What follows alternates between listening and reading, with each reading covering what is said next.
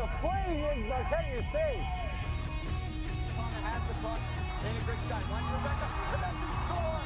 There it is. On the block. It's the first score of the game. Takes the game over the Hurrians.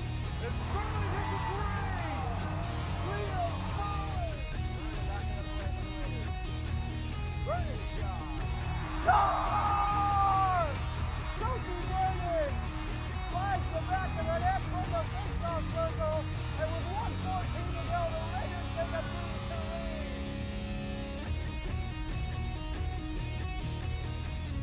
And welcome back to an all-new Black Red Blitz. As always, I'm your host, Rebecca Karen. Well, as we hit this month of February full speed, the schedule gets tougher, the games that much more important. Focusing first on basketball, so far this season, the boys have struggled to find a consistent rhythm, battling hard to stay above 500 in this insanely tight division. It would be yet another Bay State Conference clash to open up this new episode, but switching it up with a Saturday tip-off instead, boys basketball would face the Milton Wildcats the second time around. After beating the Wildcats earlier on the road, this time Milton would look to return the favor. Opening quarter, Raiders built a 4-point edge here when Colin Blasco off a screen drains the tray, and it's 10-6 Wellesley. But Milton easily erases that, and it starts first beyond the perimeter, thanks to Ethan Walco. Milton's tri-captain goes back-to-back from downtown to put Milton up 12-10 as the final seconds tick away this first. But get ready for some fantastic shots at the buzzer in this game, as Colin Blasco sneaks into the corner and nails the tray. Now it's end of the quarter, 13-12 Wellesley.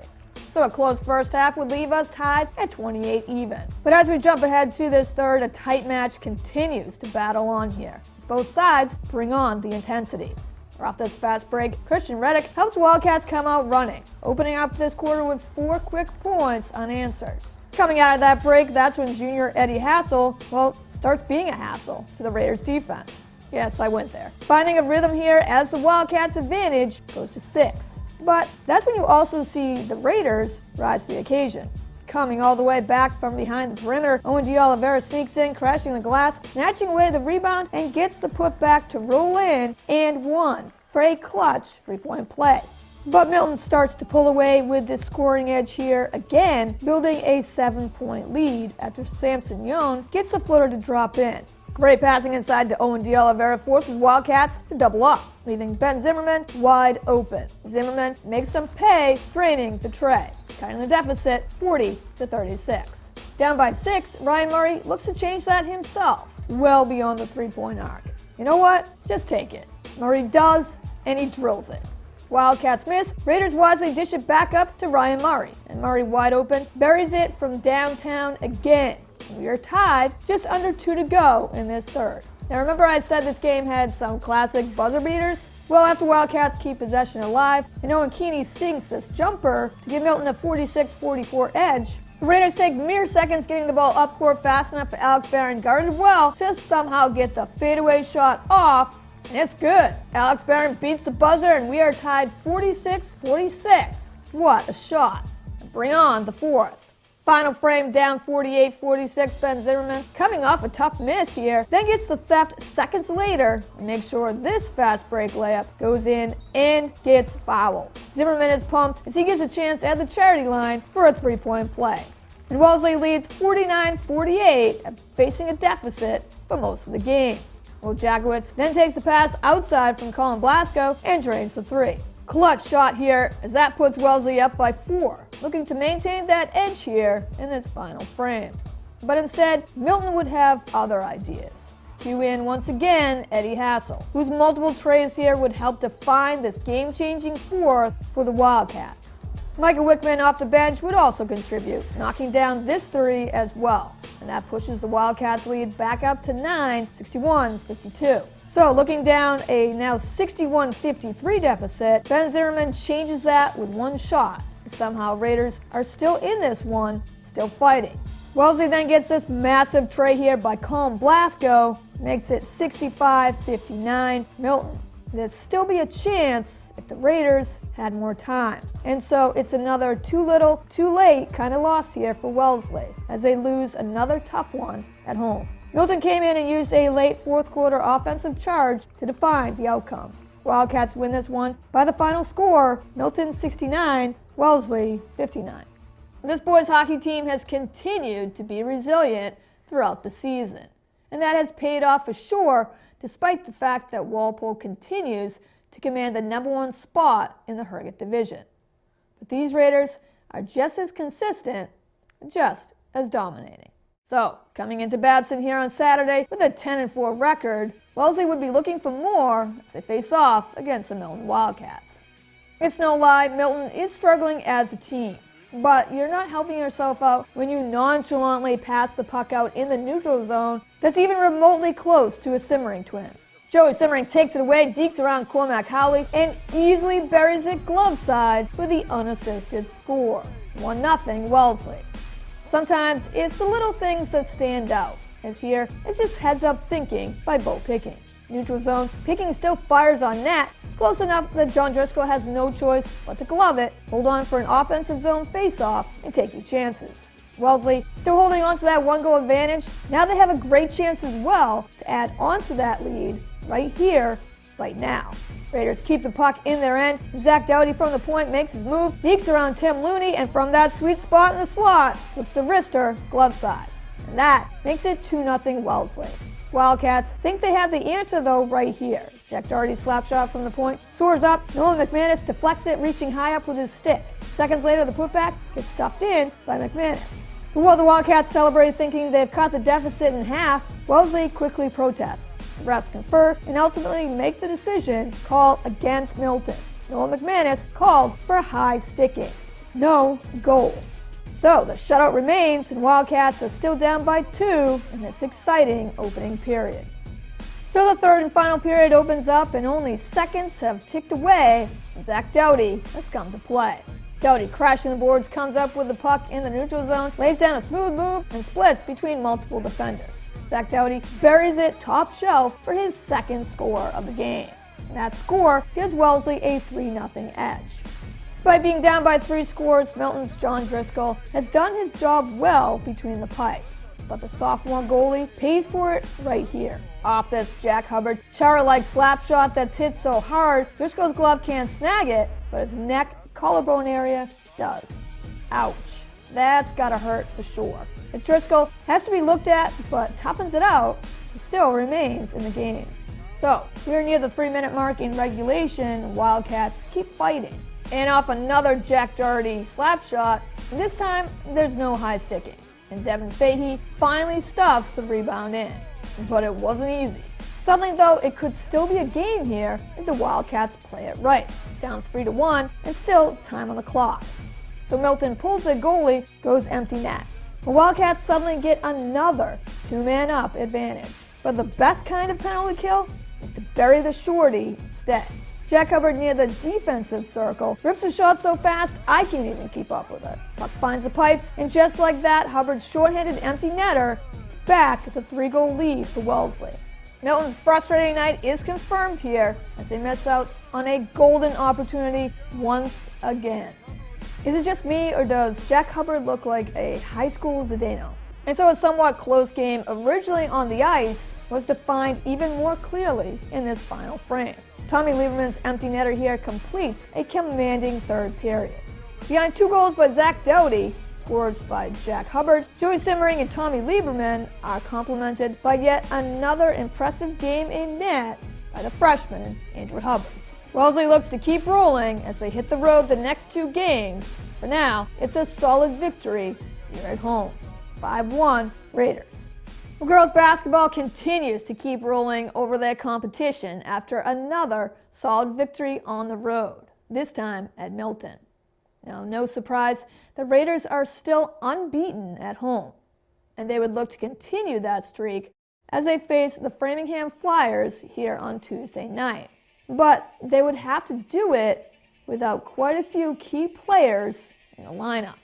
Dressing only 9 players on this night, missing would be Nicole Beckett, Brooke Hamilton, Emily Vitapka, Izzy Hartnett, Natalie Hone, and CJ Jones. That's a pretty tough task.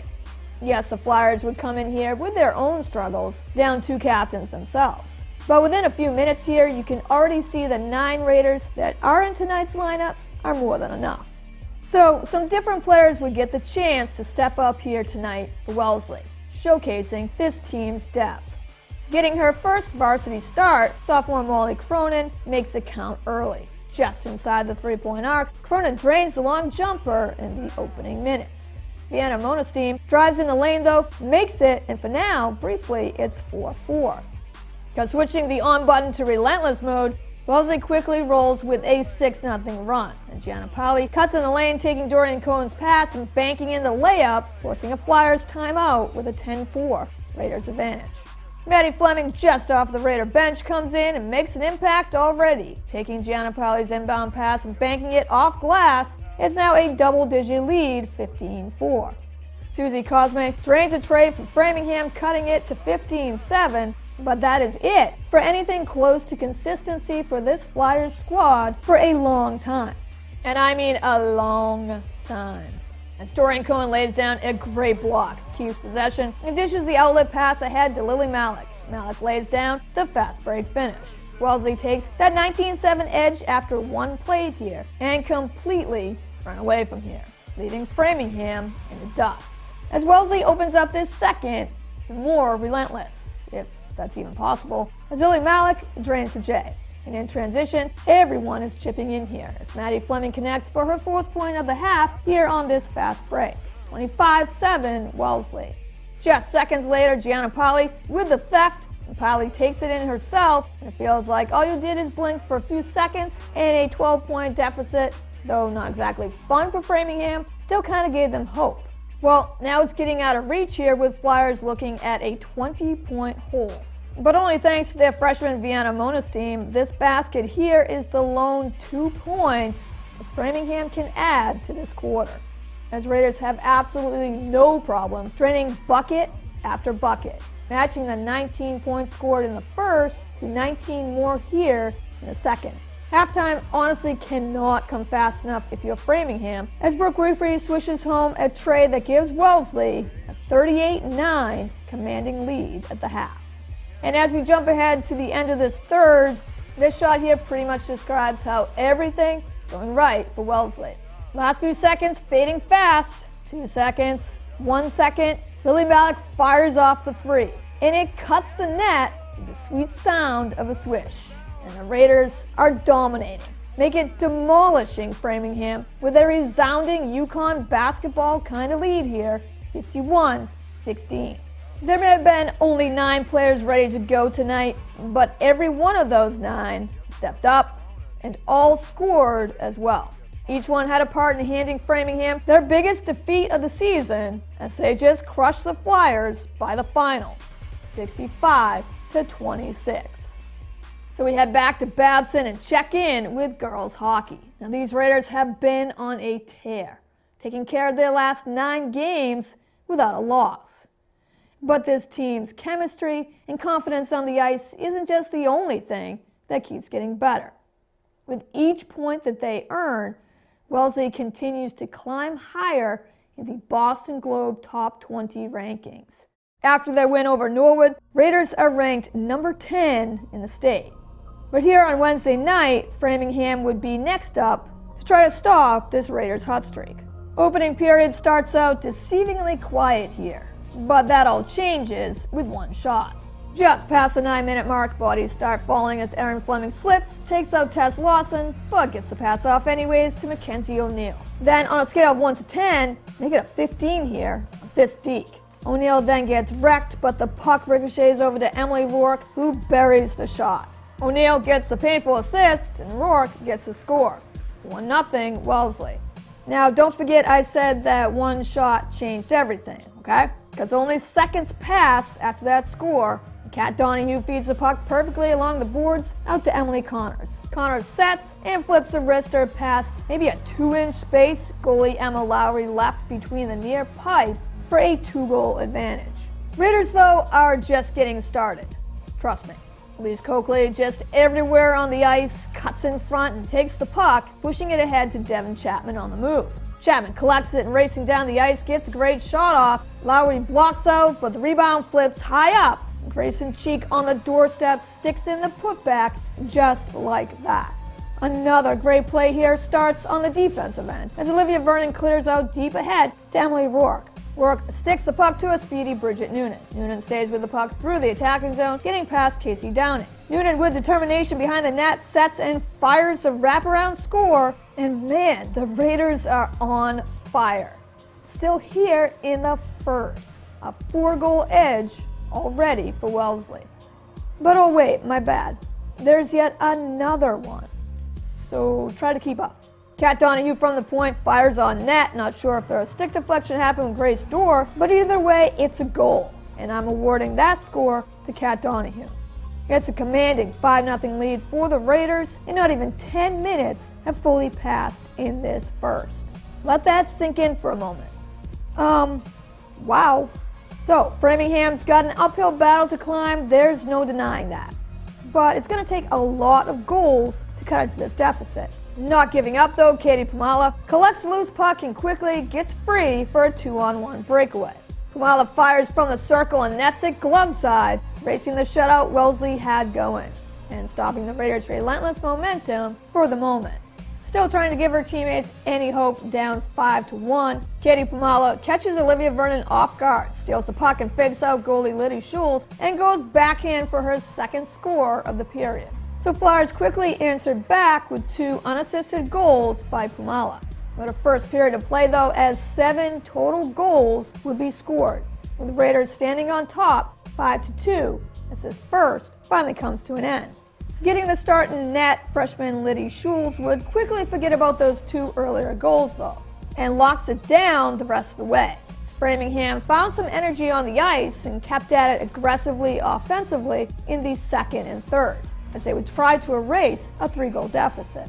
Also helping out would be this huge stop defensively in the final frame. Off a face-off, Flyers win the draw and quickly create a fast break chance. Georgia Parker looks to win the race to the net with 4 Raiders behind her. Watch as Katie Hawkinson hustles down the ice, not only catches up to her, but takes her out of the play. And it remains a 5-2 game here. Schultz will continue to make the tough stops, and this would be an all-around solid game played here by Wellesley, with pretty much everyone on the roster getting quality time on the ice, getting a chance to step up as well. The first would be where all the scoring was at, as the next 2 periods, both sides would be shut out. So, Wellesley outlasts the Flyers in this one, winning their 6th game in a row, 5-2. Well, that does it for this episode, but there will be plenty more exciting Raiders highlights to come, so make sure to check back next week for an all-new episode. In the meantime, check us out on demand at wellesleymedia.org, our YouTube and Facebook pages at Wellesley Public Media, and of course right here on Comcast 9 and Verizon 39. Thanks for watching Black Red Blitz. Go Raiders!